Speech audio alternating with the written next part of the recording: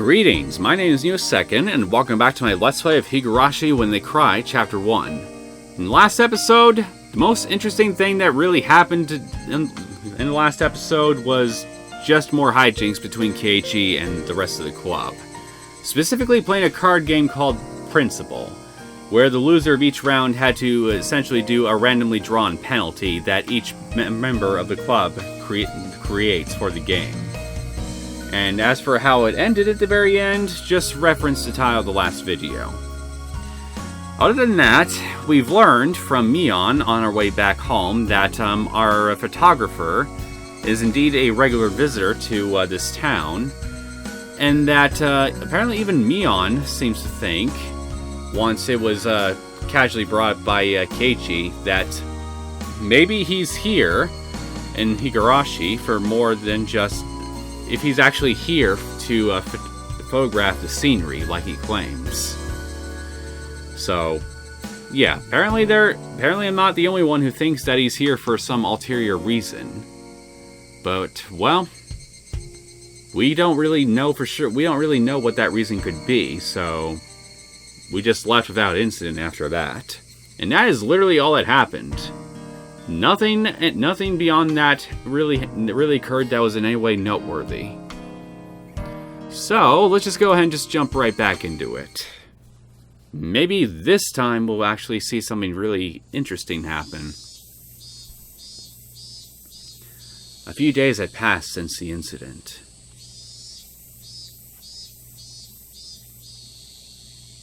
During that time, either Mion was busy, or Rika-chan had help with the festival preparations, so we couldn't get everybody together for club activities. Even though I thought I would never want to participate again after the years it shaved off my life each time, not having it only made my heart grow fonder. I really am not honest with myself. Today we finally had our club activities again. These weren't the same old club activities. It was called the Watanagashi 5 Demon Firefight. It was one of the biggest events in the club.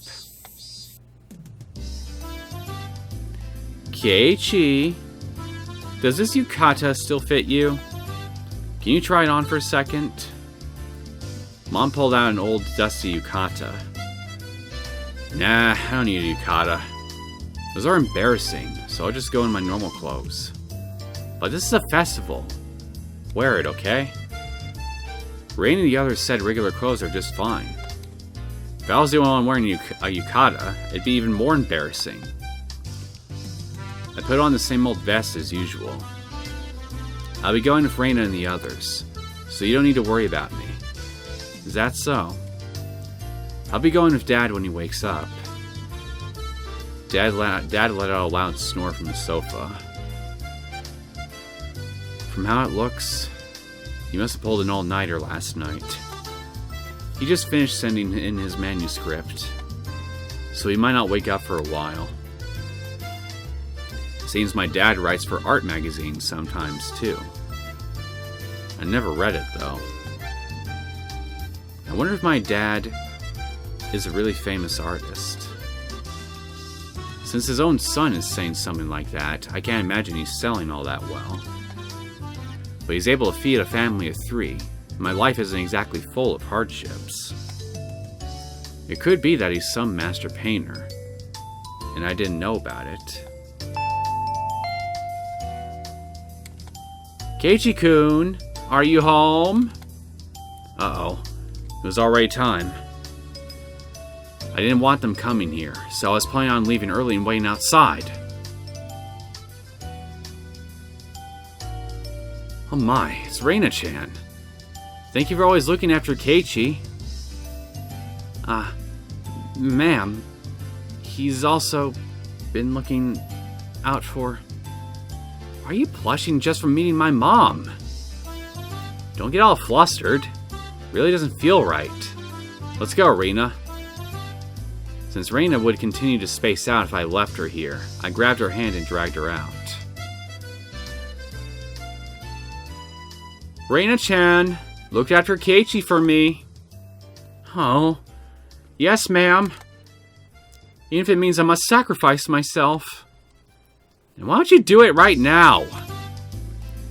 She waved back even as I was dragging her away.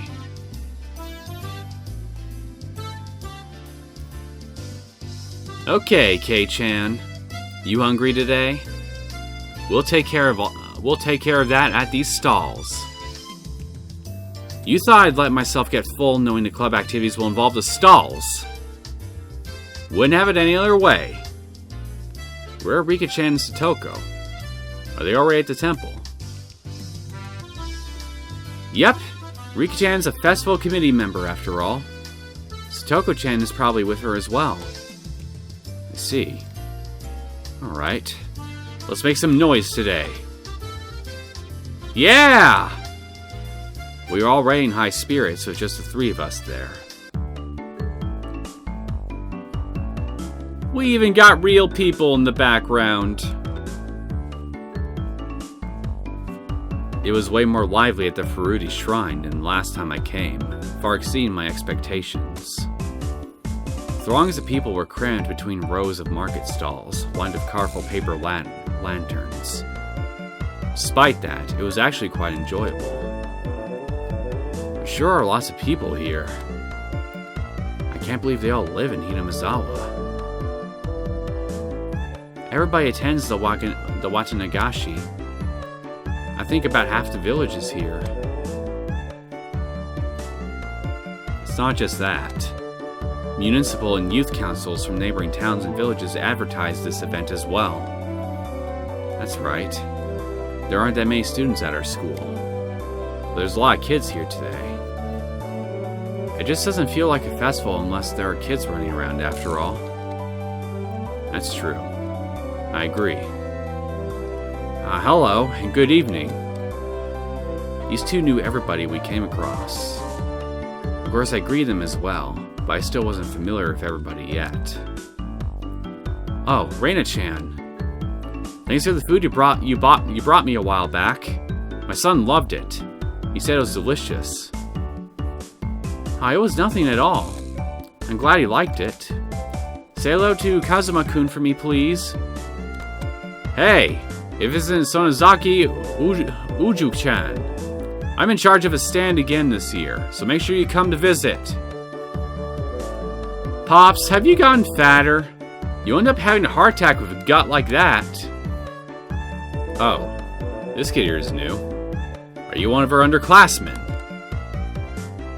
He's one of my members. An upcoming hopeful.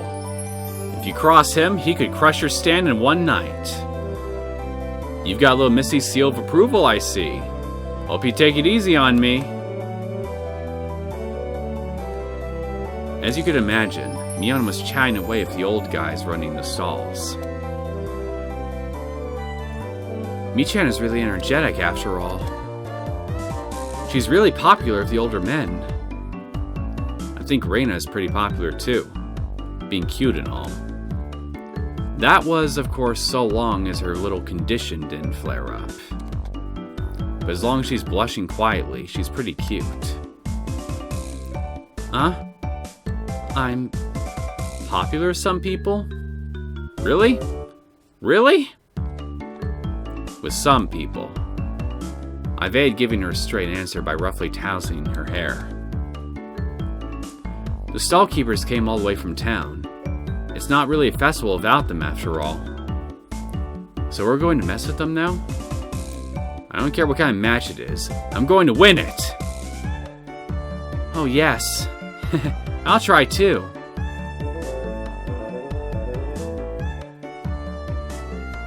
Hey!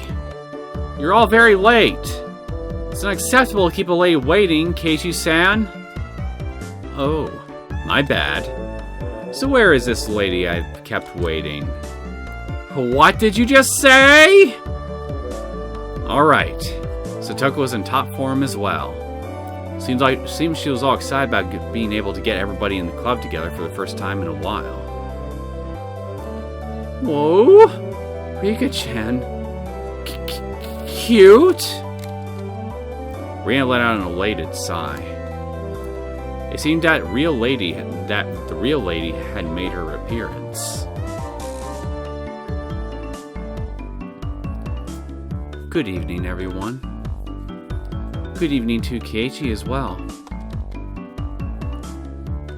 Woo! Looking good. You're looking sharp again this year. Cute. Gonna take you home. Rika-chan was wearing a shrine maiden outfit. Yup. Mina's little outburst was completely understandable. Rika-chan's clothes sure look like the real deal. Is that a real shrine maiden outfit? My grandmother made them by hand. They're quite authentic. Rika-chan has an important task to do at the end of the festival, so she's wearing this. I see. Rika-chan was on the executive committee because she performed all of the shrine maiden rituals for the festival.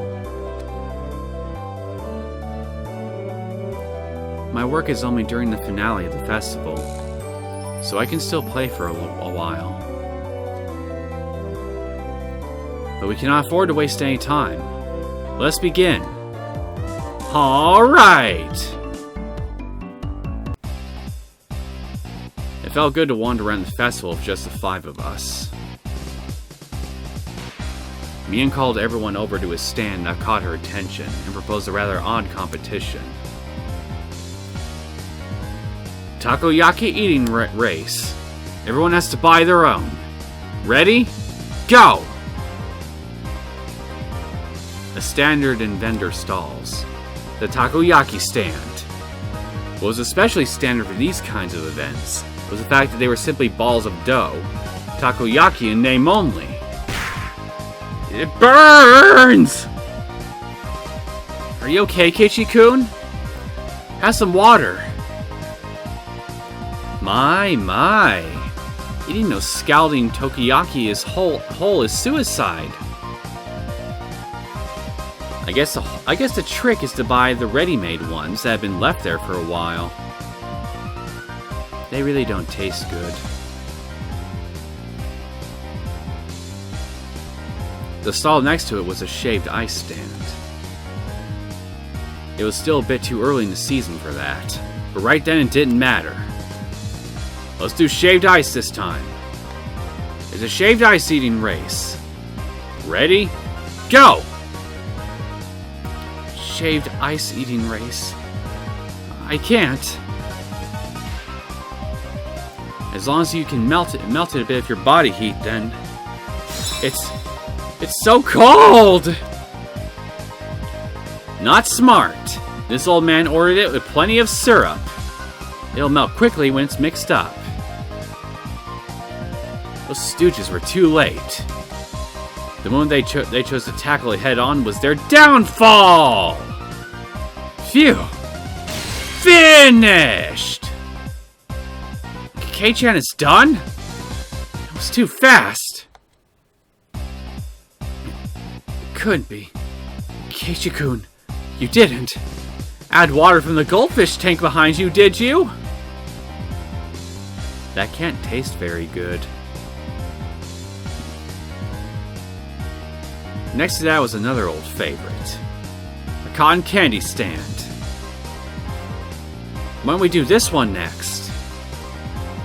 Of course, it's a speed eating contest! Hey, how do you eat cotton candy quickly? That's actually a good question. How do you do that quickly? How?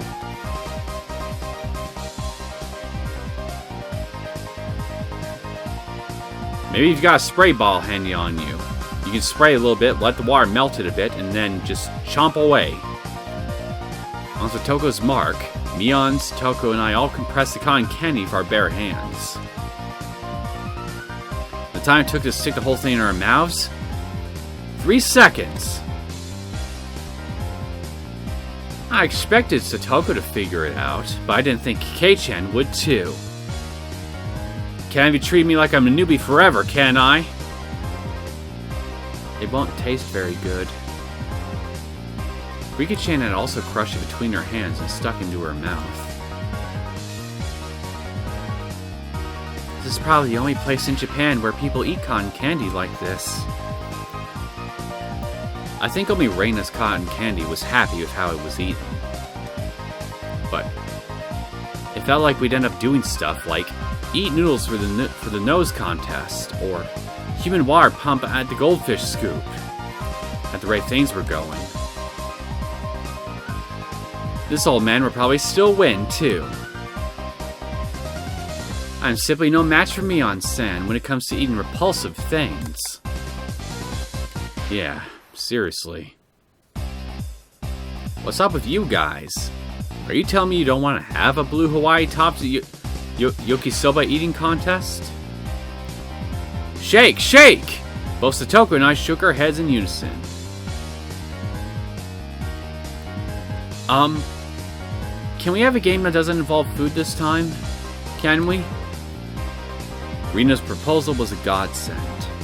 It was about time we played a different kind of game. Well, it also seems like neither Rina nor Rika-chan were any good at speed eating or gorging themselves. Okay, Rina, I'll let you pick out the game. Anything is fine. Well then, I'm going to be the judge. Find cute things on the festival grounds. You have 1 minute. Fine by me. I know exactly what Rina likes. Alright. I think I can win with that. Ready? Go! Oh? Weren't Keiichi-kun and Rika-chan starting? Why not? Mion and Satoko dashed off madly, but Rika-chan and I calmly stayed right where we were. Could it be? You've already found it? The cute thing! We've already found it. Keiichi too. Yeah. What is it? What is it? I can't wait! Both Rika-chan and I stood motionless for those few moments before Mion and Satoko returned. This is probably the first time we've gone head-to-head like this. It will be the first. Rika-chan, we expect to win with that, huh? I am a member of this club as well. Win by any means is our society's third rule. Rika-chan sneered to the best of her ability. You're on! Both Mion and Satoko came back, each with their own plan of attack stuffed in their arms. Okay then, let's go in order. Let's start with the club president, Mi-chan. Too bad, you guys. I'm ending this now. This old man brought this! Where'd you get those? They were all tin diamond-shaped signs. Pleb curry, snake oil incense, and oronamin C. How about this? That's very understated. A little too understated, Mion. I used to see those stuck up on barbed wire fences. They were more nostalgic than cute. Can you explain what part of that is cute? But there were puffs of smoke noisily shooting out of Rina's ears and nose, almost like a steam train. I didn't get it. I shall be up next. It is this! It was a hand-drawn poster from the Ladies' Society roasted corn stall. It was a really bad sketch done by a housewife. An anthropomorphic roasted corn drawn without any sort of real plan. Its very existence invited a sense of sorrow to the viewer. I'm feeling something alright, but it's not sorrow. I guess it's apathy? Like, okay, that's interesting. Roasted corn with legs. Bleep! That was the sound of blood jetting out of Rina's nose. It seemed to have rated higher than Mion's. I really didn't get it. It feels like your artistic sense is a little avant-garde by about 5 eons. Oh ho ho ho! Those were nothing but mass-produced signs after all. They had no chance against something hand-drawn. I couldn't even begin to follow the way those guys were thinking. Then I will be next. Next is Rika-chan, is it? What can you even do without anything? Did you and Satoko both forget? If Rika-chan felt like it, she could simply... After moving back about 10 yards, she began waddling up to Reina. Seeing that, both Mion and Satoko gasped. Oh no! Too late! Rika-chan tripped over nothing, laying motionless after falling down. Reina hurried over to her. Rika-chan, are you alright? Alright? Rika-chan had a lump on her forehead and tears welled up in her eyes. Only her fingers peeked out from her sleeves. This was the vital part. The palms of her hands were covered by her sleeves. She just made a single sound. You.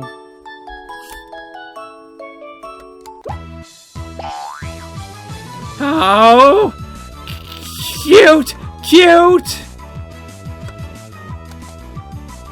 I'm going to take you home! I completely forgotten that. The play I personally had to use.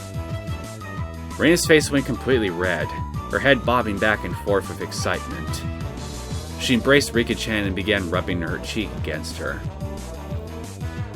I'm glad you're all having fun and all, but I'm honestly starting to get a little bored here. Could we have, I don't know, something occur that relates to, that little murder mystery, please? I expect no less from her. Not a single element was overlooked. Loli! Shrine Maiden! Brink of crime! Mew! It was perfect! A simple trip, transcendent into pure moe. Now this is what you call art! K-chan has a pretty weird definition of art. I'll just pretend the sharp sting of those words cutting through me like a razor was a figment of my imagination. Rika-chan turned her gaze to me with a daunting smile, as she was caressed by Reina, who was in full cute mode. Now, Keiichi, can you beat me? Obviously not. Why would you even try? That cold smile is frightening, Rika-chan. It must just be my imagination, but I see a demon inside her sometimes. Kei-chan seems to have his own plan of attack. I wonder what he's going to show her. I also wish to observe the play Keiichi-san will make. Could it be? Is Keiichi-san also going to give a performance? I basked in their pointed stares. I pulled Reina, who gave no sign of canceling out cute mode, away from Rika-chan. Oh, cute thing, cute thing. Keiichi-kun, let go. I'll show you something even cuter, so just hold on for now. Huh? Oh? Something even cuter? But it's a bit too crowded here. Let's go back there. Reina looks very surprised as I pulled her behind the shrine. I cannot fathom what Keiichi-san could possibly be planning. This is Kei-chan after all. No, it couldn't be. Keep on fidgeting. Yeah!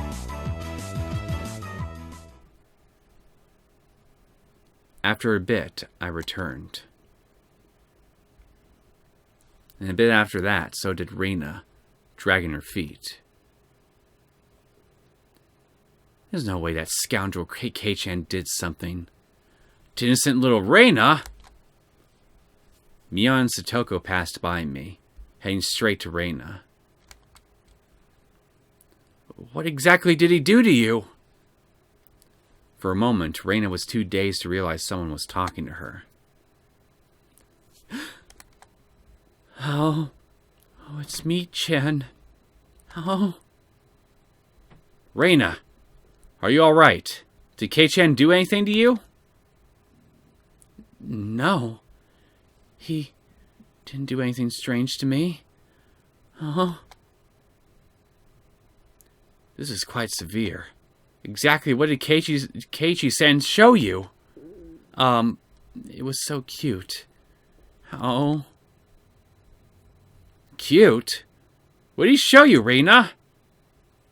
Reina let out a really long howl. Her eyes sparkled as she spoke. Cute. So cute. It was Keiichi-san's... What? What did that say? Furry little seal?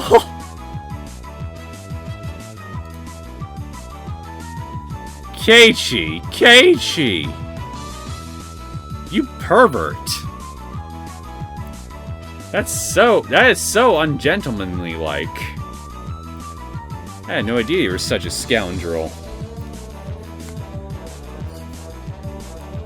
In the blink of an eye, Mion and Satoko's elbows smashed into my face. Ouch! Huh? How? What?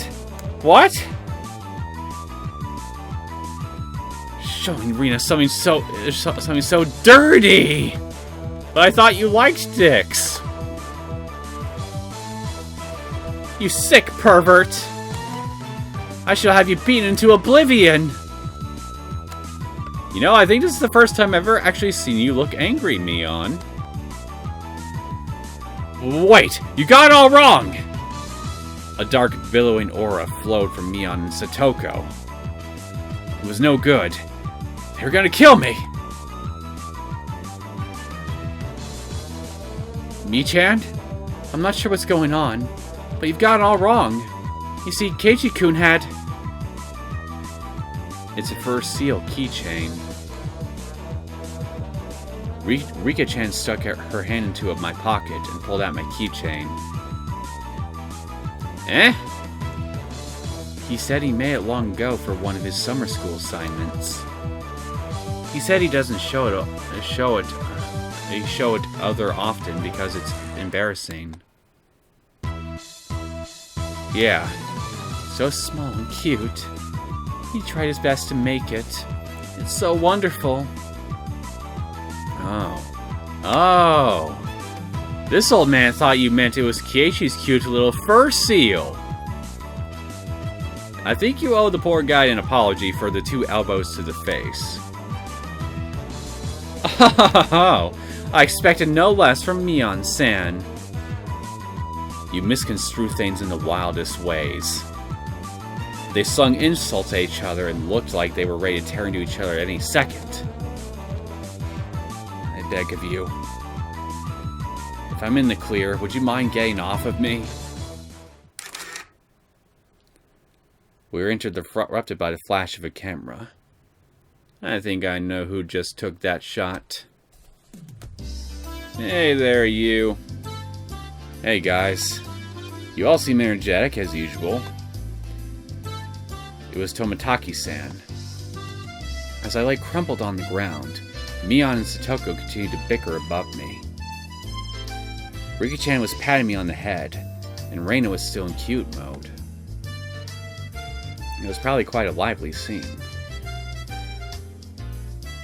It's a fine evening indeed, although it's a rather poor etiquette to photograph a lady without her permission. That's right. At least you don't really need Satoko's permission. Her! Satoko dug her heel into me. Good evening. Ah, you're heading back tomorrow, aren't you? Were you able to take lots of good photos? Thanks to you. I got plenty of good shots. Of what? Rena running around laughing her head off with an axe? Tonight's the last we can see old Tomitake-sama, isn't it? It's such a shame. Hurry up and have your major breakout soon.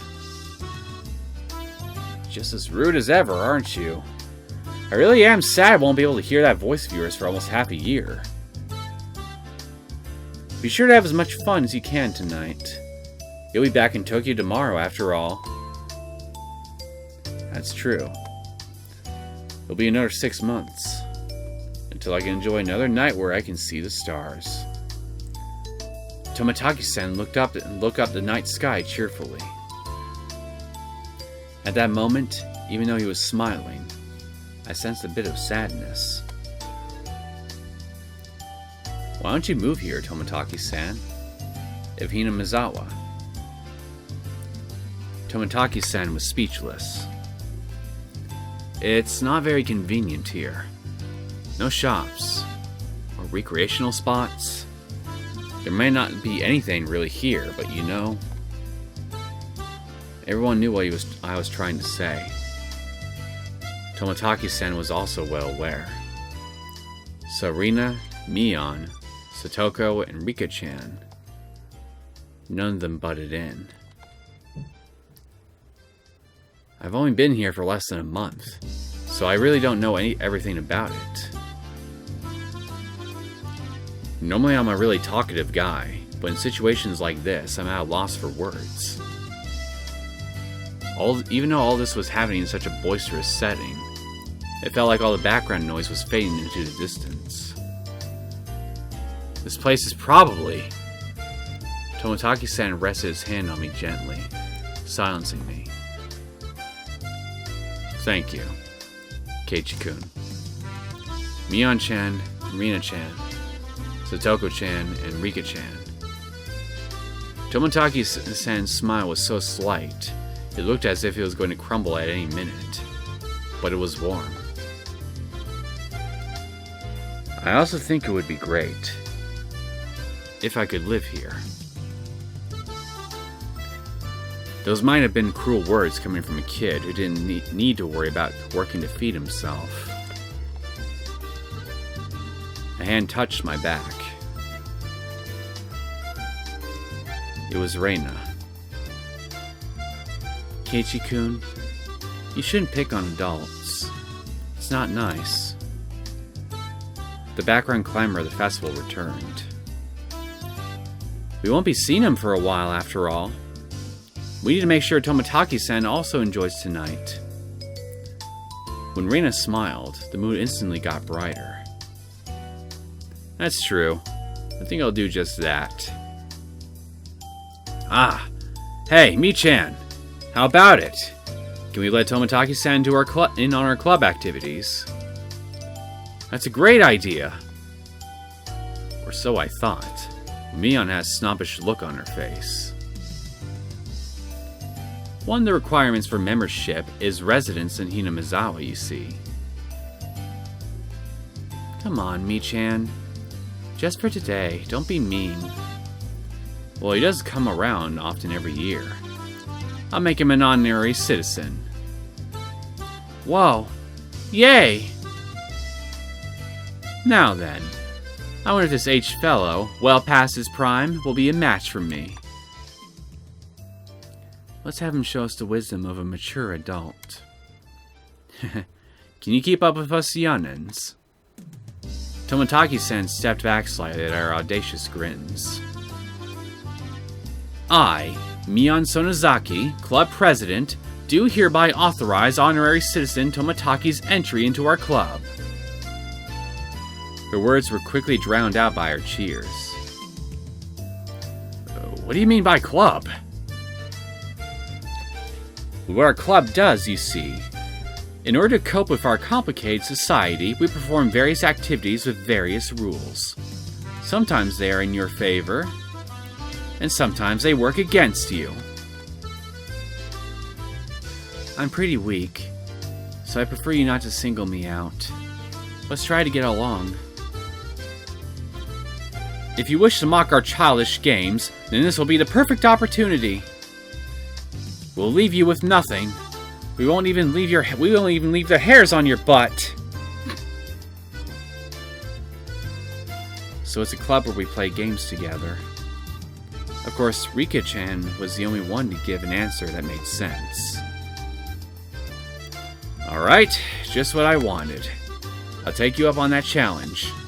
Don't be too rough on me, my mentors. Tomitake-san got riled up and did a victory pose, like he was 10 years younger. That's perfect!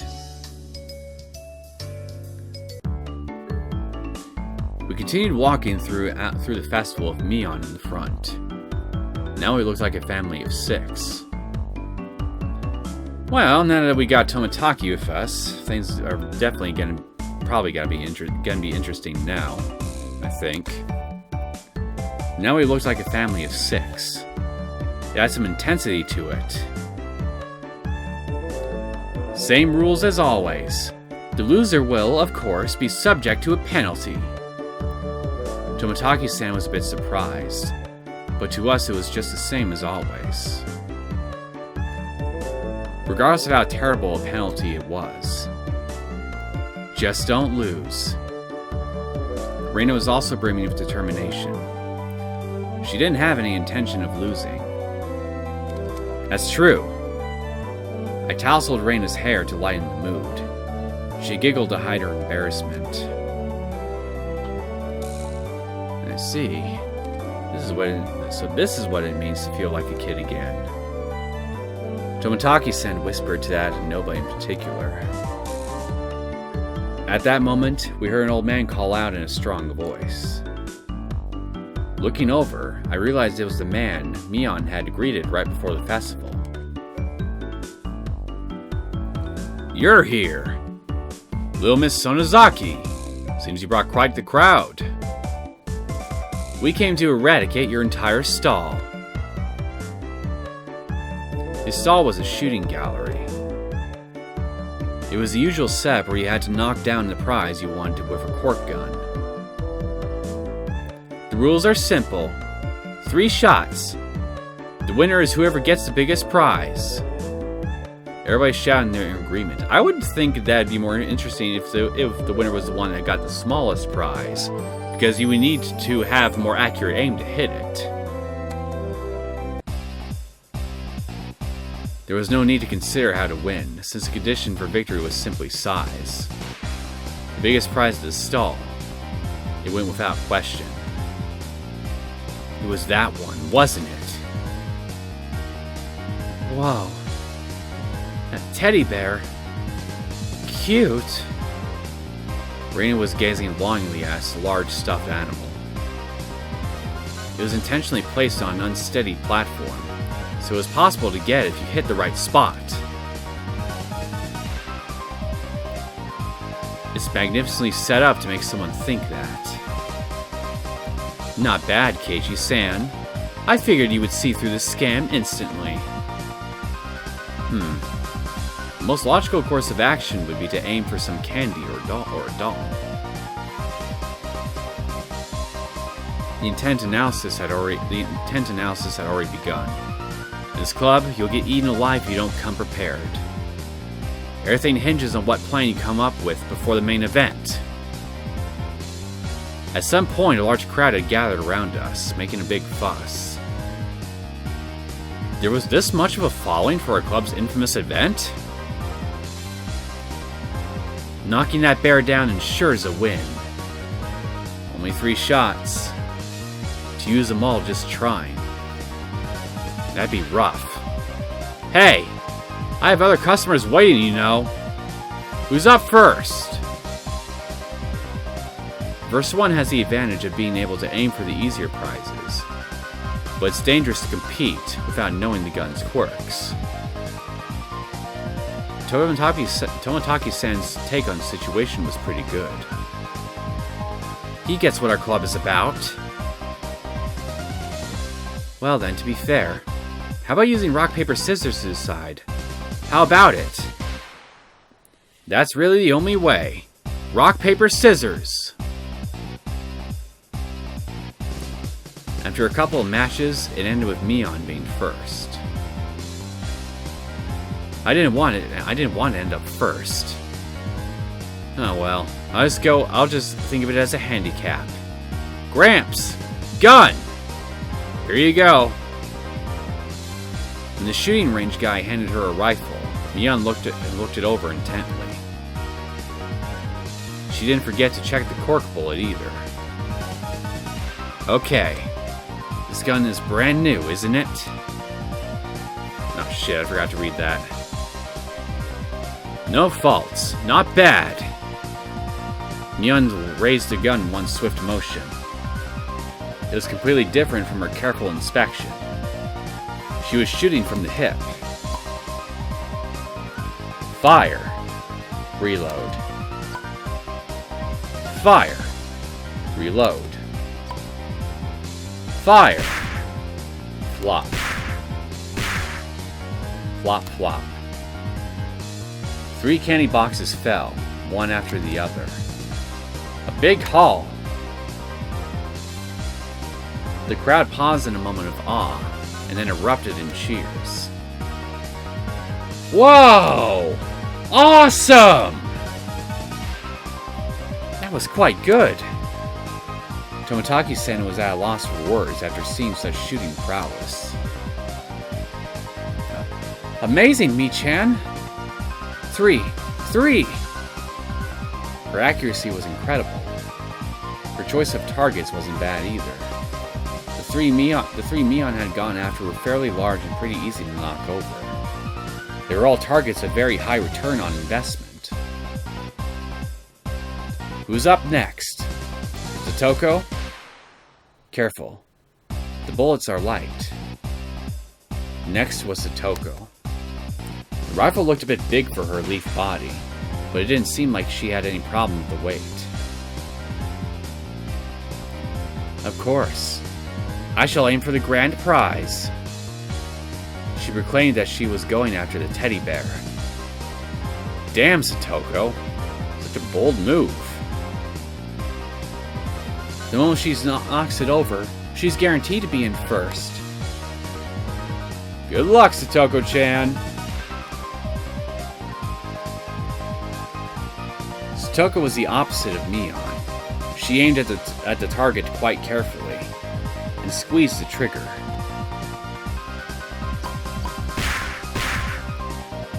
Bah! These bullets are too light. The first bullet struck the bear in the torso, but only shifted a bit. Aim for the face! You need to aim higher towards the head or it won't work.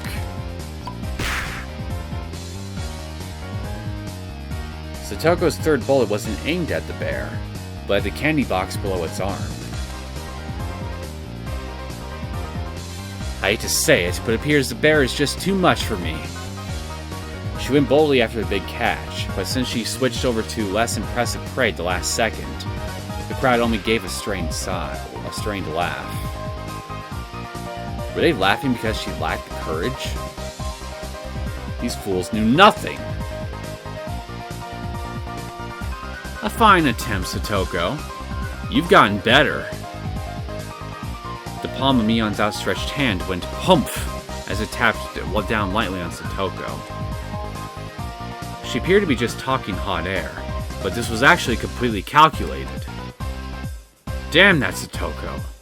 Just to avoid being in last place, she dared to switch over to an easy target. Without shame or honor. Magnificent. I'll allow you to take the bear, Reina-san. I pray for your victory. Okay. Thanks so much, Satoko-chan. Oh, Bear-san's so cute. Reina was up next. She couldn't hit the broadside of a barn as regular Reina, but she said the bear was cute. I wonder how Reina-chan will do. I hope she's able to hit at least one. You're underestimating Reina, Tomitake-san. It's Reina, you know. It's Reina Ryugu, you know. If it was to get that teddy bear. Whoa! Tomitake-san wheeled around to see what all the commotion the spectators were making was about. If it was to get that bear, she'd be able to shoot it through a pinhole. The one known as Reina Ryugu could do it. Shaking.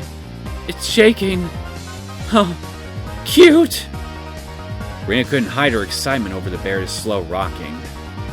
Now Reina couldn't lose. Not bad, Reina-san. The less collected you become, the stronger you get. Whoa! Another big cheer. Reina's bullet hit the bear's forehead again. Not enough. Bear seemed to wobble more than before. But it might not be possible. You never know. With Reina-chan's skill, it might be. While Tomitake-san was just as excited as the crowd, Rika-chan's analysis was not swayed by emotion. If Reina had 10 more shots, then she could surely knock it over. But with just one more, no matter how you looked at it, no go. No! The crowd let out a dejected groan. She had shot right in the forehead 3 times. It was a bit late, but they gave her a good round of applause for the attempt. Oh, Bear-san, take him home. Oh. She should be praised for her valor, but she had no trophies to show for it. Then at that moment, the old man flicked one of the candy boxes with his finger and handed it to Reina. This is for you, young little lady. Huh? You're giving this to me? Oh. The gods wouldn't forgive me if I let you go home empty-handed after such a display. There was another shower of applause. Well, lucky you. You don't go home empty-handed after all. Reina turned bright red and I pulled her back over to us by her hand. You did a great job. Your cute mode really surprised me. Oh, I really won, Mr. Bear. Well, it was easy to see that it only needed a little more to be knocked over. Reina had done quite a lot for me. I still need to pay her back for that delicious picnic. Alright, then I'll get it and give it to you. What? Tomitake-san had stolen the words right out of my mouth. Well, you're feeling confident, aren't you? Okay. Please, Tomitake-san. Good luck. Damn you, old man Tomitake! Stealing the good parts for yourself. A small hand stretched over and gently fell on my head just before I was overcome with frustration. You keep on fighting too, Keiichi, okay? Tomitake-san carefully studied the bear. Setting his sights, he shouldered the rifle while holding the other 2 shots in his hand. Why is he doing that? Yes, no doubt. Tomitake-san is aiming for...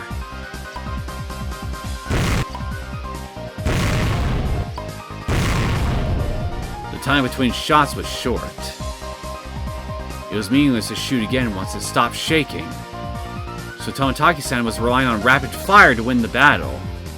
Smart strategy. It was visibly wobbling much more than it ever had before. But that was all. It still didn't fall over. Oh, too bad. All of Reina's momentary expectation from watching it sway violently turned into a dejected sigh. I really thought it would work. I did too. Oh! It seems that since you're a man, you will not be receiving any candy. That was it. It meant Tomitake-san had no spoils of war. So both Kei-chan and Rika-chan can just shoot down a small, easy prize and avoid being dead last. Avoid being the loser, huh? Oh, sorry about that. It's your turn next, Keiichi-kun. Best of luck. I was the 5th shooter. I took the rifle from Tomitake-san. If I took the roofless route, as Mion has suggested, then I'd go for a small target. Except, when I picked up the rifle, I definitely got a feeling from it. It was burning passion, passed down to me by Tomitake-san. The regret of not being man enough to fell the bear that Reina wanted. Yes, that's right. If I didn't aim for the bear, then I wouldn't be a man. After all, that was my promise to Reina. Huh? What promise? What? To shoot down that bear. And then give it to Reina. That one. You mean... Oh. The crowd went wild when they saw our conversation. Whoa! Cool, Oni-chan! You got balls, man! That's not it. That's not it, fine men of the crowd. If I didn't do this, then Reina might mug the old man running the stall on his way home. No, that's not it. That's not it at all. Why can't I just express my honest feelings? Kei-chan surely talks the talk. But how do you actually intend to bring down the bear? Reina and Tomitake-san's shots did make it tilt a bit. But I think finishing the job will be difficult. Keiichi-kun, if only there was some way to shoot faster. I'd be able to pile more power on the sway from each hit. Good luck, Keiichi-kun.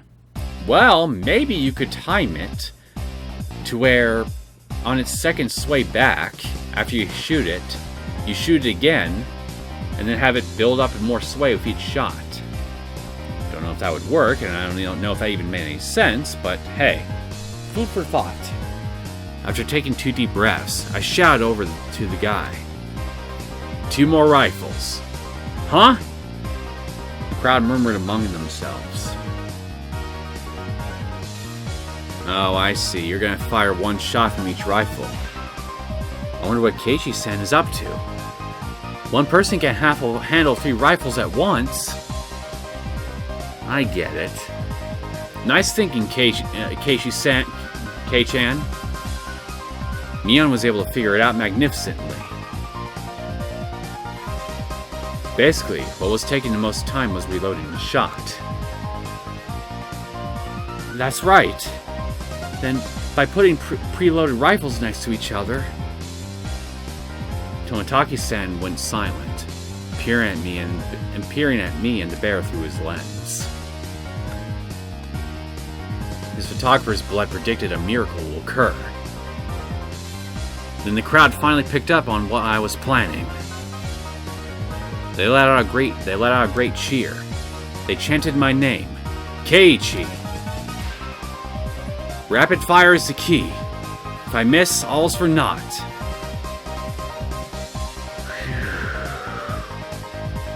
After letting out a deep breath, I paused. Relax. Now! And you're gonna fail, right?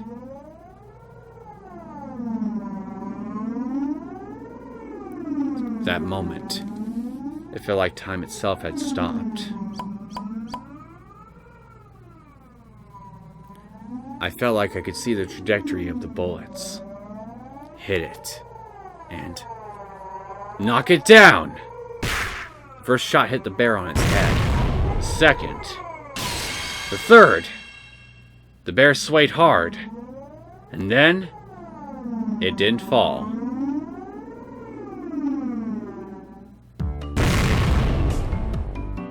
Woo woo! Yeah! It did fall? Cheers began before stuff not even finished falling off the shelf. Well, shit, I was totally off the mark with that one. The guy caught before it hit the ground and tossed it over to me. You actually knocked it over. You got me. Amazing! Congratulations, Keiichi-kun! Keiichi-san has finally learned how to use his head. I see you in a slightly better light now. I didn't do it all by myself. Everyone hit it, and those small bits together brought it down. This trophy belongs to all of us. You mean kind of like those damn murderers who killed the 4 men and chopped them up into pieces? Are you all gonna chop this bear up and hand him amongst yourselves? Right. This is from all of us working together. Me didn't hit it a single time. After holding up the teddy bear like it was a championship trophy, I handed it to Reina. Here. This is from me. No, from everyone. Thanks for always making your delicious lunches. Reina, thinking she was never actually going to get it, was momentarily speechless. I can't. Keiichi-kun, this is everyone's after all. How? In that case, I was the one who knocked it down. And it's mine. It's mine, so I'm giving it to Reina. I pushed the stuffed animal towards her again. This time she embraced and accepted it. You've watched out for me ever since I moved here, after all. I'm really grateful, you see. Thanks a lot.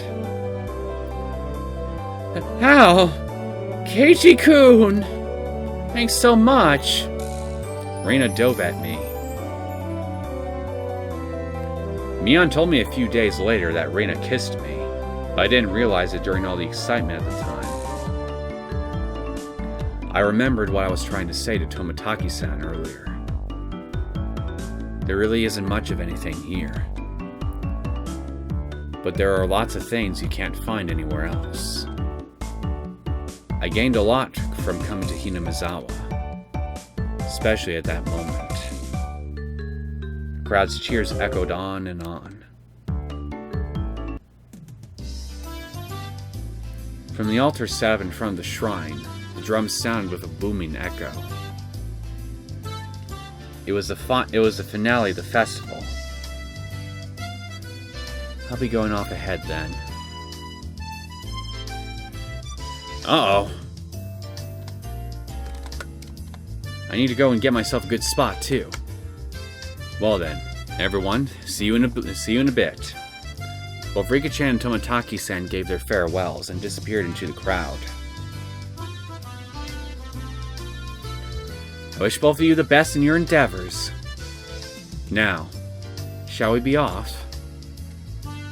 Yeah, might as well go see Rika-chan's charming figure. Let's go. Yeah! Huh? Where's Reina? What are you doing? Keiichi-kun, Chan, save me! Since she was carrying such a ridiculously large stuffed animal, she was being carried by the flow of people. What is she doing? She must have her hands full of taking care of that bear. So I'll leave Reina in your care, Kei-chan. I have my hands full taking care of Satoko. Who do I want to be looked over by you, Mion-san? Ouch! Ouch! Please don't pull my arm! Before losing sight of Mion, I grabbed the back of Reina's collar. Keiichi-kun, not there. Don't grab me there! Always so bossy. Where can I grab then? How? I didn't feel ashamed at all. Reina was ashamed enough for the both of us. I grabbed onto Reina's hand and dashed for Mion and after Mion and the others. We're gonna be late. Let's hurry up. Yeah! I hadn't realized Reina's hand was so delicate. Maybe she needed a bit more exercise and nutrition? That wasn't what I meant. Not at all. Sure it wasn't. My ears burned. I tried to keep calm. I repeated the phrase, "Keep it together, Keiichi Maibara," in my mind. But it didn't look like I'd be able to be able to anytime soon. I really didn't want Reina to see my face right then, so I pushed onwards, dragging her along without looking back even once. There was already a huge group of people gathered at the altar in front of the shrine. The fire at the altar made it as bright as midday and just as hot. There was a pile of futons watered with sanctified rope in front of the altar. Come to think of it, they did say it was a festival where they did something with the cotton and futons. Keiji-san, Reina-san, we're over here. Satoko waved her hand from the front row. Sorry. Making our way through the mass of people, we reached the spot they'd saved. How was it? Were you able to have a little bit of excitement with Reina? You punk! So that's what your plan was? Instead of replying, Mian gave us a perverse grin. How was it, Reina? Was Kei-chan's hand bigger than you thought it would be? Oh. Reina turned bright red, puffs of steam shooting out of her. I heard something slice through the air and turned around to see Mian on the ground with a welt on her face. Mian, when were you hit? Between the ha and ow of her how, I think. Reina, it's not good to punch your friends to hide your embarrassment. I didn't hit her. Whatever. Oh. Thump. The thunderous beat of the drum echoed, silencing the crowd.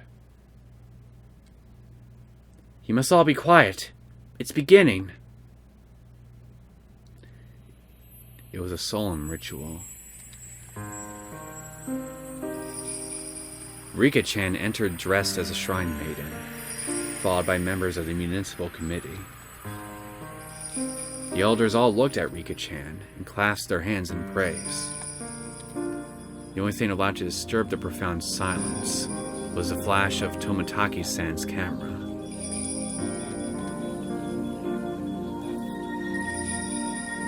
What's the big thing Rika-chan is holding? A hoe that's used for this festival. It's a sacred farming tool that only the shrine maiden may touch. A hoe? It was an awkward shape for a piece of farm equipment. Not uncommon for something used in rituals. After reciting a Shinto prayer, Rika-chan approached the pile of futons gathered at the altar. She swung the hoe skillfully, plowing it into the futons. Each and every little movement of this performance probably had to be done in a certain way. Without a doubt, this was a ritual. What's next? Airing out futons? She's purifying futons that absorbed illnesses from people over the winter. So when Kei-chan said airing out futons, he wasn't completely wrong. Kei-chan's face was already dripping with sweat. Rika-chan, excuse me. That hoe was probably really heavy. She staggered side to side with the momentum of each swing. Satoko looked on, silently lending her support. Worried? Rika practiced every single day with a mochi hammer. She will certainly prevail. Satoko's hands were sweaty, and whenever Rika-chan started to sway a little, she held her breath. Why wasn't Mian a candidate to be the Shrine Maiden? It feels wrong, having Rika-chan swing around something so heavy. I'd do it if they asked me, you know. And well, it's not something just anyone could do. That's true. Shrine Maidens need to be pure after all. Mian drove her elbow into my side. With the thud of the big drum, Rika-chan gave her solemn bow and descended from the altar. That triggered a round of generous applause. After the Shinto priests had raised up the cleansed futons like a portable altar, all the spectators stood up. Following after the priests, we all marched on at a moderate pace. They descended the shrine's giant stairs in a line. What's happening now? Washing the futons in the river? Watanagashi means setting cotton adrift, you know.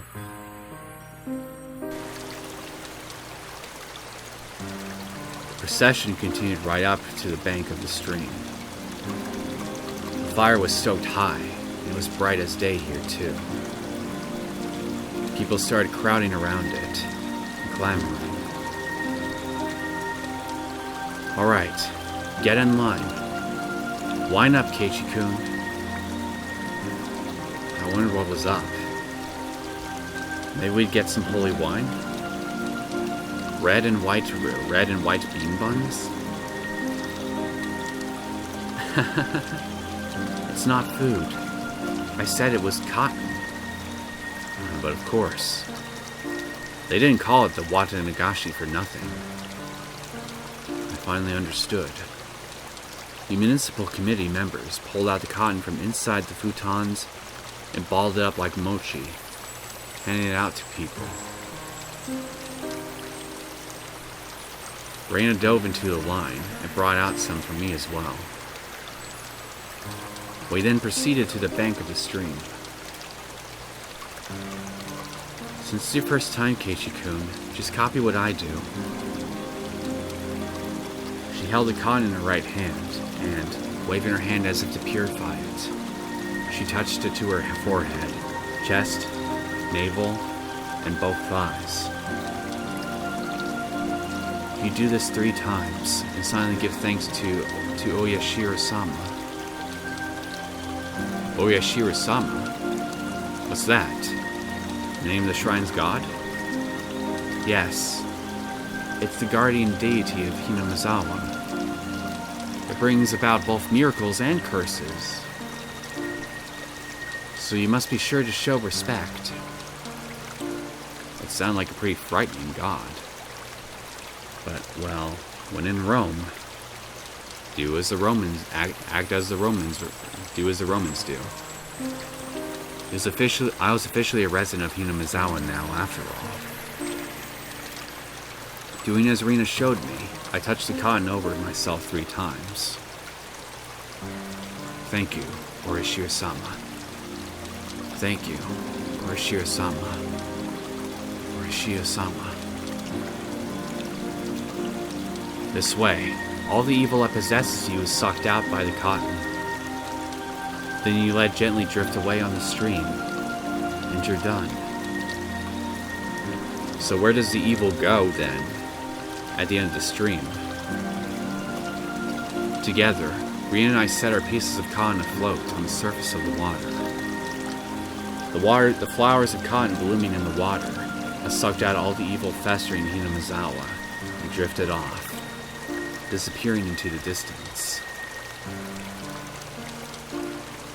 It was wonderful, like those floating lantern festivals I'd seen on TV. The best part, though, was feeling like this rite of passage had made me a true resident of Hinamizawa.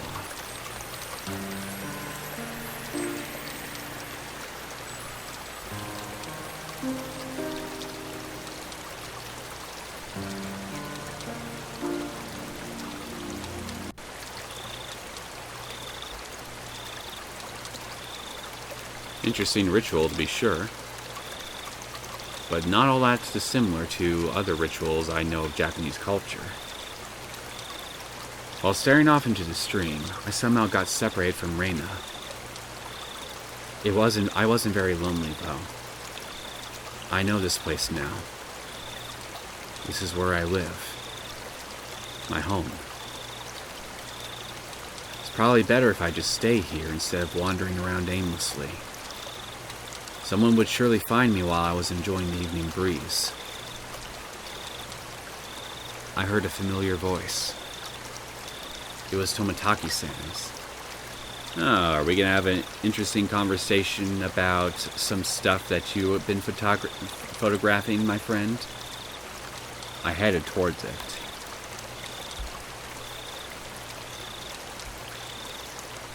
How did it go, Tomitake-san? Were you able to get some good shots? Yeah, fortunately. Tomitake-san was with a girl. I felt a little like I was intruding. How was it, Keiichi-kun? So, we finally got a character. We have finally got a character sprite for somebody new. Who are you? Did you enjoy the festival? From the way she spoke, it seemed like she was a resident of Hinamizawa. I really should try hard to remember people's faces here. What was her name? Well, it was fun. My face must have given away how desperately I was trying to remember her name, because she gave a lighthearted chuckle. It's probably because it hasn't been long since you moved here. It's pretty hard to believe, seeing how friendly you've gotten with the other kids. That's how it looked. It was probably all thanks to Reina and Mion. Perhaps you feel more like a resident of Hinamizawa after taking part in the festival today. I wonder about that. Oh, that's not like you. I tried to get used to Hinamizawa, but there were still plenty of things I didn't know. The faces of people I'd met, for example. Things that had happened in the past as well. Oh, you're feeling left out because of something like that. It's not so much as feeling left out. It's just, I'm not sure how to say it. That incident at the damn construction site. The fighting over it and other conflicts. That terrible incident they pretended they didn't even know about whenever I brought it up. Even though it was in the past. As someone living in Hinamizawa, it wasn't wrong to want to know about both the good and bad that happened here. No, I certainly don't disagree with you. If it'll put you at ease, then I'll tell you everything I know. Tomitake-san's smile made me more relieved than I'd ever been. Finally, maybe we can get some more info on this thing. It was hard to think of what to ask when someone said, "Ask me anything," though. Even when there was so much I wanted to ask. Then, could you tell me about what happened when the dam was being constructed? There was a big incident where Hinamizawa was going to be submerged, right? I think the locals will be more knowledgeable about the dam than I am. Well, if you don't mind, I'll tell you what I know. It's only what I read in the newspaper, though. Tomitake-san's eyes entered an unfocused gaze as he searched through his memory. Then he spoke.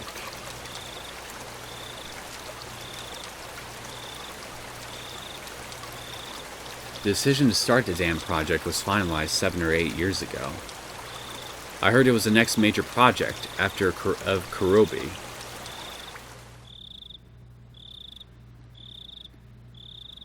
There were 3 major issues in Japan at that time. Improving inter-island transportation infrastructure, meeting the higher demand for electricity, and flood control. There was a boom of dam building due to the massive economic stimulus they provided on top of generating electricity and flood control. Hinamizawa had the right conditions to support dam construction, so it was singled out. The dam reservoir would have covered up quite a lot of ground when it was completed. The entire area, right up to Yagouchi, way upstream, would be underwater. But Why did they have to pick a populated area like Hinamizawa? That's what I want to know. Couldn't they have instead picked a place where nobody lived? I'm not really sure why, but I heard that it was just the right terrain for building a dam. So that was reason enough to essentially destroy an entire town, village. Of course, there were protests here in Hinamizawa. Rika-chan had said there was a battle. From that choice of words, I had to guess things had turned violent. There was a trial, and it was even brought up before the National Diet. It was covered in the Tokyo newspapers, too. Iona told me all about that as well. I'm sure every resident of Hinamizawa had united to fight together. The feeling of solidarity found here, which could not be expressed properly with mere words, was likely brought about by that battle. As a result, bribery and scandals were brought to light. As things got more and more complicated, they eventually halted construction. If I wanted to know, now was my only chance to ask. It was certainly a bizarre incident that boys my age would be curious about. I felt a little shame from the fact I was petty enough to have my curiosity piqued by Reina and Mion's refusal to talk about the event. But I figured I might as well ask since I had the chance, just so I would stop thinking about it so much. Somehow I have a feeling that after you get your answer, you're going to think about it a lot more. And honestly, I probably will too.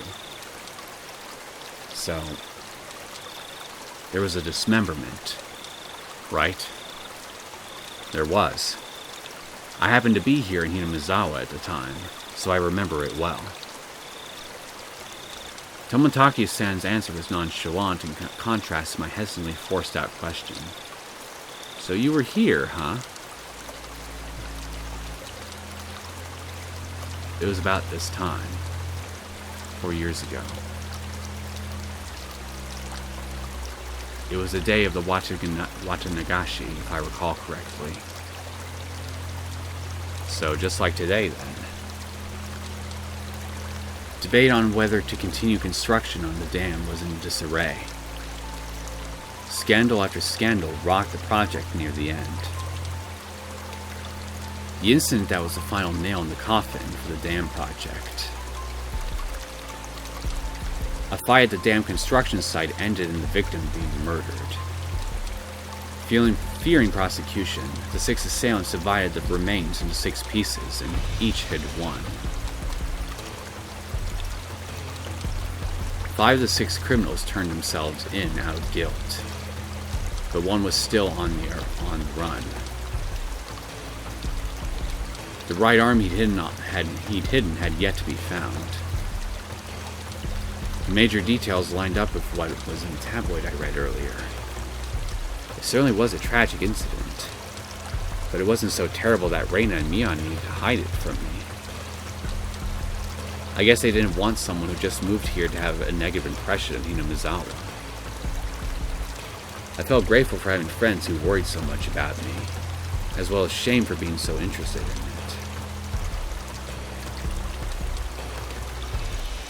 It was near the end of all the trouble, the dam, you see.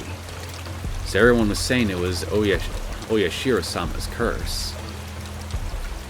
Oyashiro-sama's curse, huh? Oyashiro-sama was the name of the god at the shrine that held the festival today, if I recall correctly. I see. Their guardian deity rained divine punishment down on the evil dam construction for trying to flood Hinamizawa. Well, I guess that is certainly something that a local god would try to do.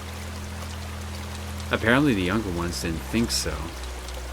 But it seems the elderly in the village never doubted that it was Oyashiro-sama's curse. The woman of Tomitake-san said with a mischievous chuckle. Tomitake-san began laughing with her. It was so infectious I ended up laughing as well. But I wonder about now. There are quite a few, I think. Amongst the youth, too. A few... what? People who believe in Oyashiro-sama's curse. The woman's lips were still curled into a smile, but her expression turned stern. Then after that, it continued every year. Always around this time. Continued? What continued? Tomitake-san paused for a second as if to build up some suspense. Then he whispered to me, as if someone might have been listening. Every year, on the day of the Watanagashi, somebody dies. What? Okay, wait a minute. So that's why you're here? To investigate these ritualistic murders? Okay, so apparently every year somebody dies. Right after the first death at the dam construction site with the foreman.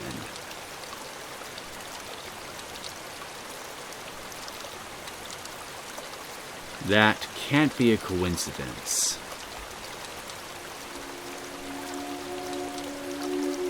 The year following the dismemberment, on the day of the Watanagashi, a man from Hinamizawa, who had supported the dam fell off a cliff overlooking some rapids and he died while he was on vacation.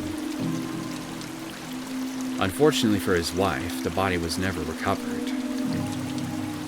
He supported the dam construction even though he lived in Hinamizawa. At the time, there were whispers amongst the elderly saying it was Oyashiro-sama's curse.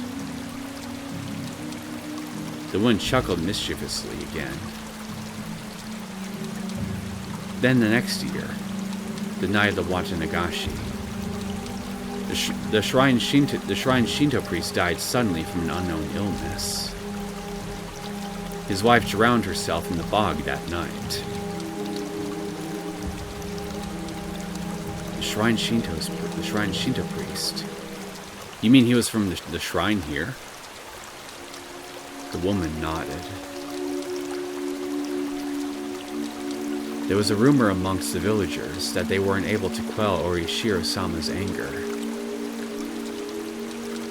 Then the year after that began on the night of the Watanagashi. They discovered the battered body of a local housewife. Housewife? Up until now, all these mysterious deaths were people involved with the dam or had connections with Oyashiro-sama. Yeah, I'm definitely seeing a pattern here. With that in mind, could the housewife have been involved in some way too? It's possible. Exactly. The woman stated slyly. No, it was more menacingly. One of the victim's relatives, you see, was connected to the younger brother of the dam supporter, who fell to his death 2 years before. The younger brother is still alive, it seems, but it did bother him quite a bit, so he moved to the neighboring town.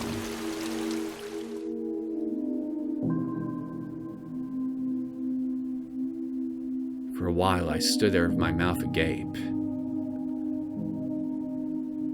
Well, here's the big question I now got on my mind. It is the night of the Watanagashi. So is there a murder being committed right now as we speak? Or a mysterious death of some kind? The battle over the dam construction, with Hinamizawa's future at stake, and the murder at the center of it all. That was all I knew, and that was all I wanted to ask about. But that wasn't all there was to the story. Evidently not. Homicide, body disposal, accidental deaths, terminal illness, suicide, fatal beatings. I'm a pretty level-headed person. I don't really want to believe in curses, but the freakish deaths happened every year, on the day of the Watanagashi, and all of them were related to the dam's construction? There's something odd going on here with this whole thing. It was easy to dismiss each of them as coincidences by themselves, but when you put them all together, dismissing all of them as coincidence would then defy logic.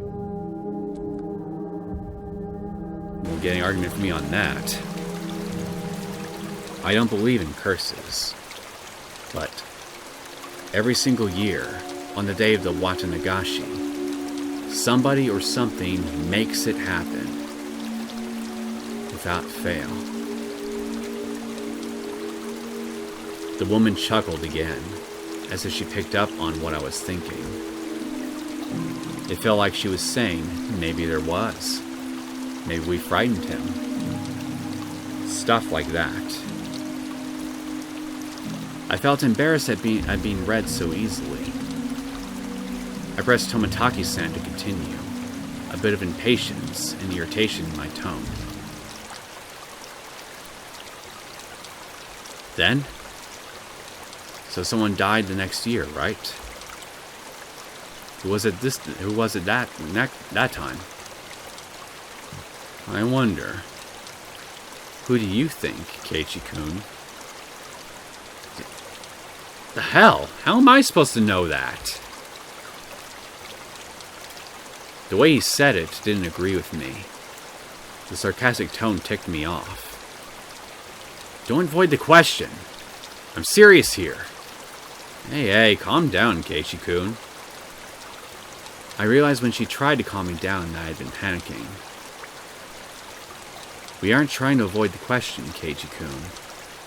It's just, when you say the next year, that's today. When she hesitated to say it, Tomitake-san finished for her. I broke into a cold sweat. I really didn't like the direction this was headed. I'm surprised you didn't pick up on the fact that, this annual death thing that this village seems to be going through, it's occurring today. Nobody wants to speak of it, but they all think it's going to happen again tonight. The festival is so cheerful, though. Well, the victim last year, the housewife, she was a non-believer. It turns out she didn't even attend the Watanagashi festival. There was a rumor going around that if you didn't participate in the festival, you would incur Oyashiro-sama's wrath. Didn't you hear anything about this, Keiichi-kun? I never even heard a whisper of that rumor. And the reason everyone's at the festival was they were afraid of the curse? I figured that must have been the reason. There were a lot more people at Watanagashi than usual. I guess everyone was just afraid, after all, of Oyashiro-sama's curse.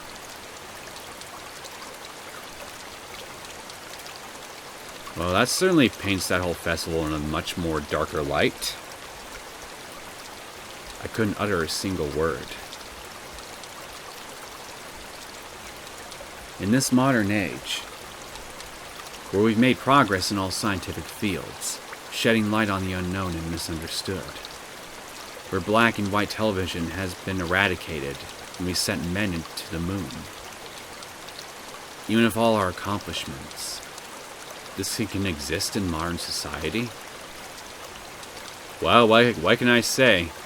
Human nature is a very complicated thing, and it's got quite the underbelly. One that I don't think is ever truly going to go away, no matter how hard we try. Tons of invitations were sent out to neighboring towns. This is youth groups to help pad the numbers. But after that string of events, few decided to join. The municipal community members were complaining about how hard it was to gather participants.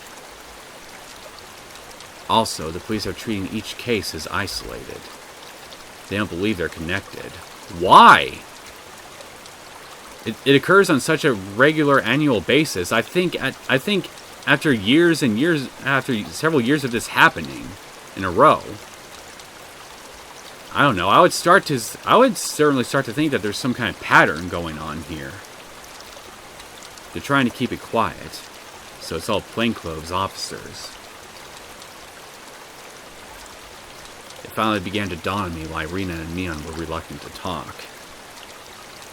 Because it's a very regular occurrence. If nothing happened during this Watanagashi, everything would have been over with, and I'd be none the wiser. If nothing happened, all would be well. In that case, it would all end up being just crazy talk. I should have just pretended like I knew nothing from the beginning. Then they wouldn't have to act like nothing happened. And we would have all gone back to life as usual.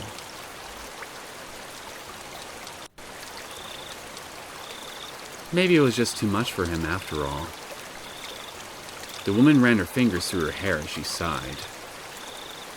No, it wasn't. Not at all. I tried to act strong, but that just served to emphasize how much of the information hadn't settled me. After seeing how I looked, Tomitake-san appeared to regret saying anything. Letting out a sigh, he then spoke, forcing an awkward, upbeat demeanor. Keiichi-kun, surely you don't believe in such things as curses. Well, no. If the causes of all the crimes were unknown, if the perpetrators and their methods all mysteries, then I would think it's the work of a curse. But that's not how things are in reality. The police are investigating the evidence and suspects to uncover the truth. Hearing him say police made me feel a lot better. It was perfect for repelling the word curse. Not for me. The first one, the dismemberment, for example. I told you, didn't I? All but one of the perpetrators were arrested. It's only a matter of time for the last one. The motive turned out to have been an argument they had while intoxicated. That's no curse. Don't you agree? That was true. If it didn't happen on the day of the Watanagashi, then I wouldn't think it was related to the curse at all. Yeah, maybe so, but that still doesn't change the fact that apparently on the day of each Watanagashi, each and every year, somebody who's connected to the dam project in some fashion ends up dying in some way. Even if the very first incident is connected to them, you can't deny that there's something strange going on with this particular day, in this particular location. The accidental death of the man who supported the dam is the same. He was in a position that made others hate him. Police made a point of investigating from that angle. They concluded it was an accident, not foul play. But they both happened on the day of the festival, right? Just think about it, Keiichi-kun. Do you think people with a lot of enemies here in Hinamizawa could participate easily in a local festival? It would be especially hard for them to be around during the Watanagashi.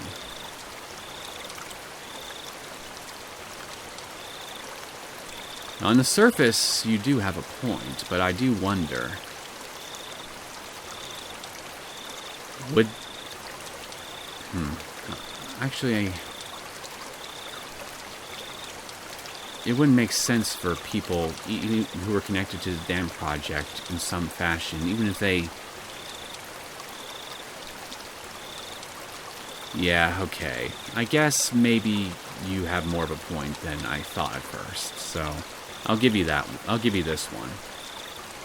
So they probably left Hinamizawa intentionally around this time of year to travel, don't you think?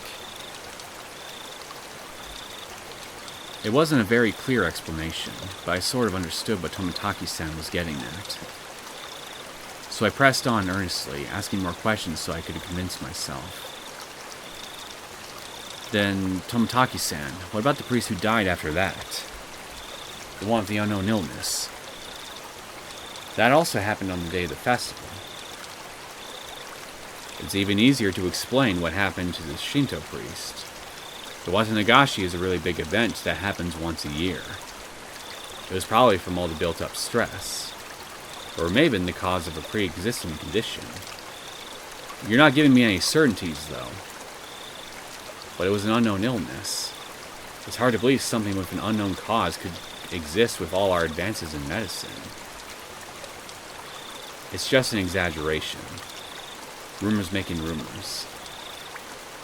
Anyone would get worked up over having incidents happen 2 years in a row.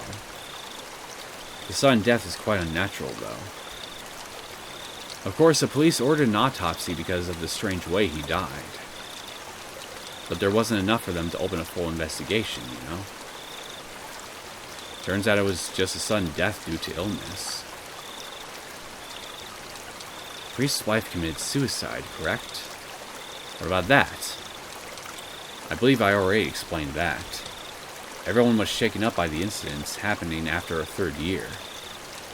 Those who were of strong faith were quick to believe it was the work of the curse. Of course, that included the priest's wife. Apparently they found a suicide note that said something like, "My death will quell Oyashiro-sama's anger." Well then, how about the next incident with the housewife? That happened on the day of the Watanagashi too. The perpetrator has already been caught, and the case has been closed. Turns out it was just some nut job trying to continue the legacy of the Hinamizawa curse. Then, how about the incident next year? Oh yeah. This year's the next year. Tomitake-san gave a hearty laugh. Nothing will happen. Not this year. There was never a curse to begin with. It's just that a group of people believed it was the explanation for a string of coincidences. Certainly one hell of a string of coincidences, I gotta say, if that's what it is. My internal computer finally got itself back on track. I felt a bit embarrassed by how foolish I'd become after losing control and panicking.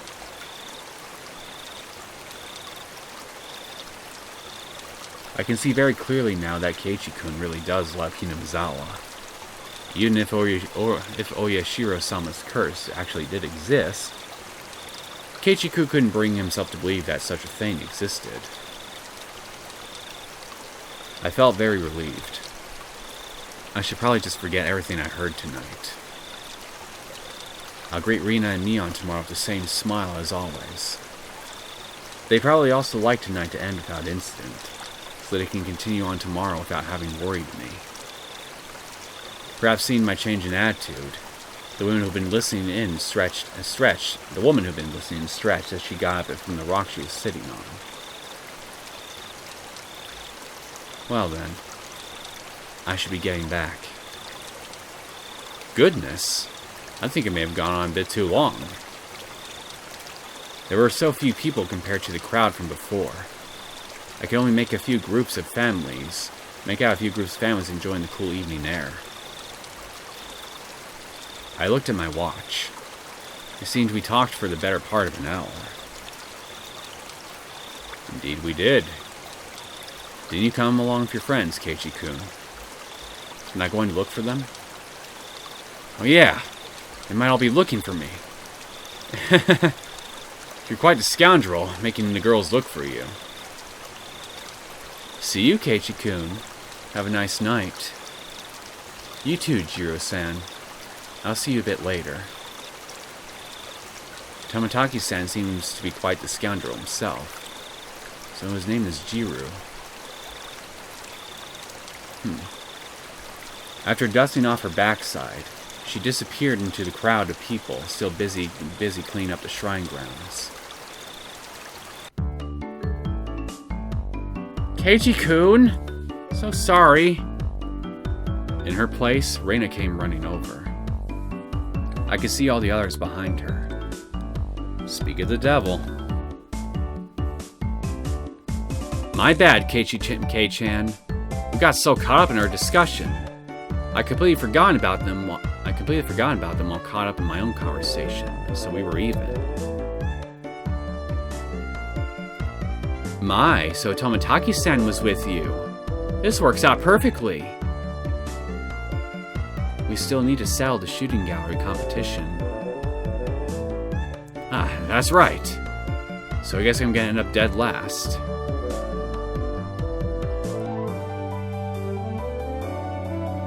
In the end, after my dramatic victory, Rika-chan was the last challenger. But there weren't many targets left. The ones remaining were all tiny and difficult to hit. She did take her time and aim, but all 3 shots completely missed. She was to end up sharing the loser's crown with Tomitake-san. However, she did her little mewing cry in front of the owner, and he turned to mush instantly. She was given a pack of gum as a consolation prize. Her methods were a bit audacious, but she did avoid being the loser rather magnificently. Come to think of it, Rika-chan is quite the trickster. I have no idea what Keiichi-san is talking about. Well, I mean, hey, you certainly know how to use your cuteness to your advantage. I've seen you do it a few times already. Now then, it's decided that Tomitake-san is dead last. Everyone cheered and applauded. Tomitake-san smiled wryly, slightly bewildered.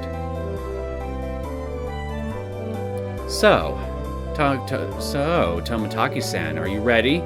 Penalty time. Huh? Oh, I completely forgot about that. You're too naive, Tomitake-san. This is why our club can never lose. Mion pulled up a felt-tip marker from her pocket. Oh, it's that. Show him mercy, Mion. At least use a washable marker. Permanent one is too harsh. It just has to be permanent. It comes off when you do the laundry anyway. Whoa. What is this? Please take it easy on me. All of us pinned his arms behind his back, and Mion approached him with the marker in one hand. Use your muscles, man! You got them! And squip. But she didn't write in Tomitake-san's face. She wrote on the shirt he was wearing. You better have your big break this year, Mion. Rina took up the marker next. Show me your photos next time, okay? Reina. It was a little heartwarming, but I just had to laugh. Wow, that was actually rather nice of them. Haha, this is more like a farewell card than a penalty. I'm not as soft as the rest. I'll make sure this is a proper penalty. Haha, dead last. Satoko. Try harder next time. Rika. Here you go, Keiichi-san. I couldn't decide what to write, but based on what kind of penalty this was probably the most appropriate. Come back and play again. Keiichi. Tomitake-san was silent the entire time. At first he was quite bewildered, but now he had a different look on his face. So I have to wear this all the way back to Tokyo as part of the penalty. Of course. You'd better wear it all the way home. You could wear it when you come back. It would be nice. He appeared deeply moved. Embarrassment mixed with a wealth of other emotions made him turn bright red. Understood. I'll wear this the next time I come here. I promise. Everyone cheered and applauded. It was the finest parting gift possible for a buddy heading out tonight. I saw the woman who was with Tomitake-san standing near the festival grounds. It seems Tomitake-san noticed her too, and knew it was time to leave. Seems like your guest is waiting. Isn't it about time? Yeah, that's certainly how it seems. Tomitake-san headed off towards her and seemed to apologize for making her wait. We all shouted stuff at Tomitake-san. Each time we did, he looked back and waved his hand. Eventually he faded into the darkness of the night, out of sight. I hear seagulls. It was quite the casual farewell. This wasn't the first time any of us had seen someone off. They had done the same thing many times before. He's gone. Well, it's about time we take off too. Rika-chan had to stay behind with the other committee members, since they were having a meeting. Satoko was tagging along with her. I head back home with the usual suspects.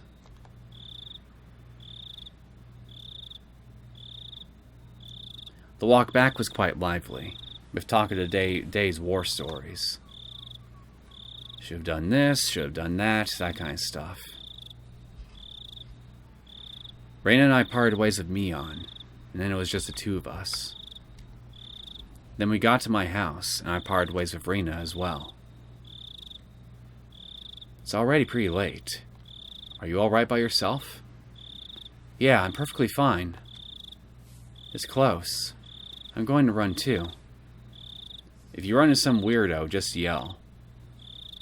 If someone does come, will you come and save me, maybe? Maybe? If I hear you. Oh. Okay. I'll scream loud enough so you can hear me. Don't jinx it, man. The night is still young.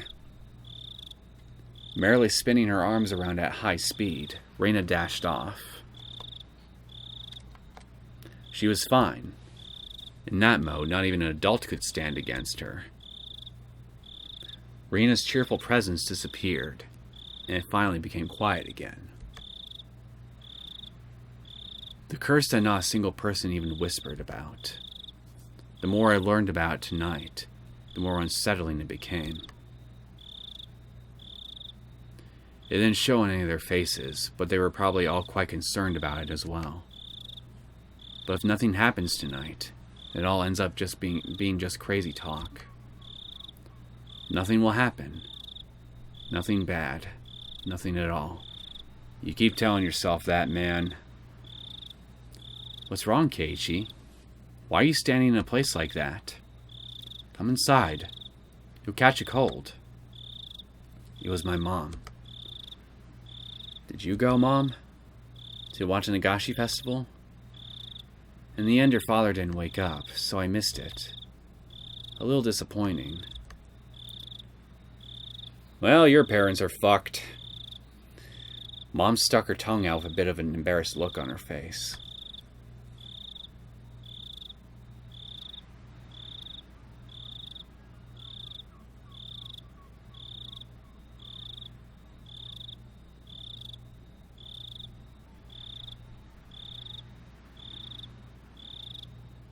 You have received new tips. Mr. and Mrs. Hoju's falling incident. And oh, hello. Alright, I know this episode's gone on for a little while now, but I think I'll just go ahead and just take a look at the new tips. I'm assuming they're going to be these things sound like they could be slow. I mean, short. So I'll just go ahead and go over these things, and then we can bring tonight's episode to a close.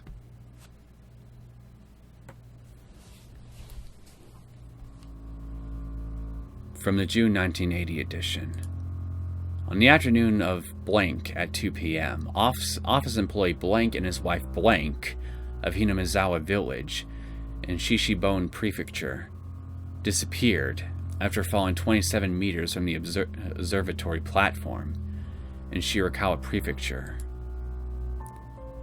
Police and firefighters searched downstream and discovered the body of blank at around 7 p.m. that evening. His wife, blank, has yet to be found. The search has run into difficulties due to the effects of Typhoon 3 from the previous day. It appeared a railing at the observatory that the blanks leaned on had broken, causing them to fall. The groundskeeping staff was questioned by the police in regards to facility deterioration and if park maintenance was performed properly.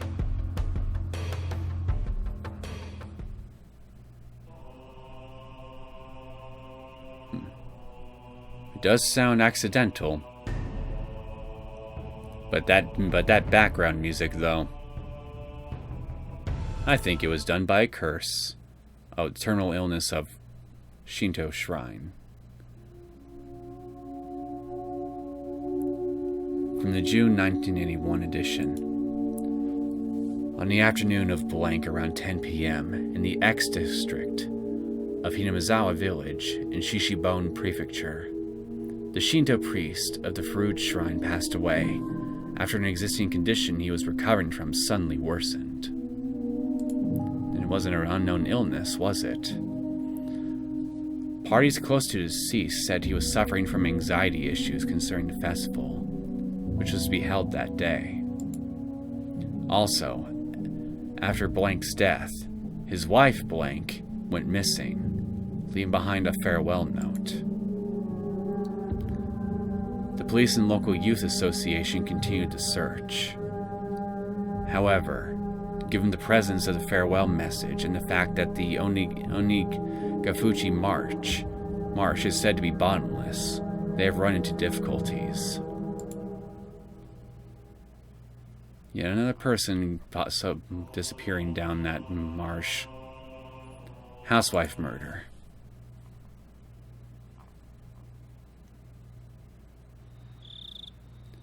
It wasn't reported in the newspaper.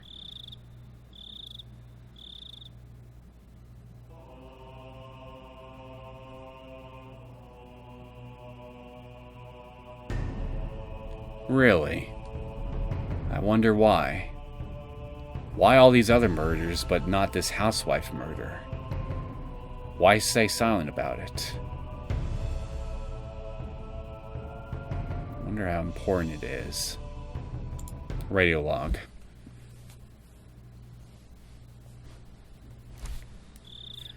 This is Okinomiya Station calling Unit 3. Unit 3, please respond. This is Unit 3, loud and clear. Backup is heading your way. Hold position until further instructions. Over. Roger, Unit 3 acknowledged. Requesting no headlights. Requesting radio silence. Station. The doctor has arrived. They want to carry it away. What's the order? Over. Acknowledged. Leave it to the doctor. Affirmative. Who's the doctor? Understood. Backup has arrived. Should we let them take a photo first? I think the Vic is done for. The photo first? The Vic?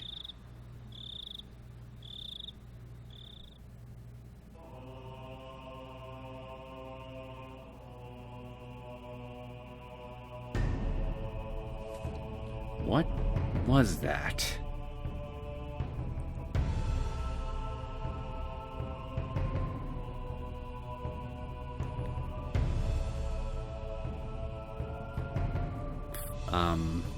Examining a corpse somewhere, maybe?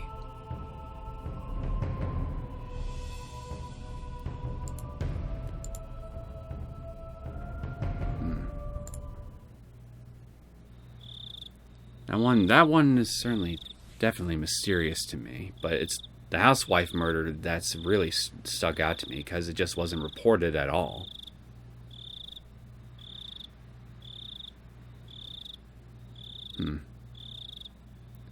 Well, I was thinking that we were going to go through this whole episode without any real solid further leads into the damn murder, but lo and behold, not only did I get more info on that, I've learned about a freaking straight up curse that's apparently been plaguing this place since then.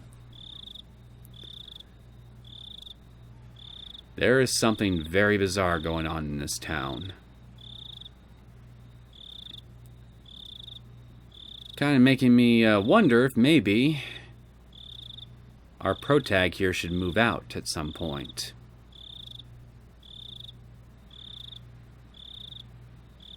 Anyway, I think I'm going to go ahead and cut the episode off here. We've been going for almost 2 hours now. I hope you guys enjoyed this latest episode of Higurashi When They Cry, Chapter 1. If you did and you want to see more content from me, feel free to subscribe to my channel. I will see you all next time. Take care.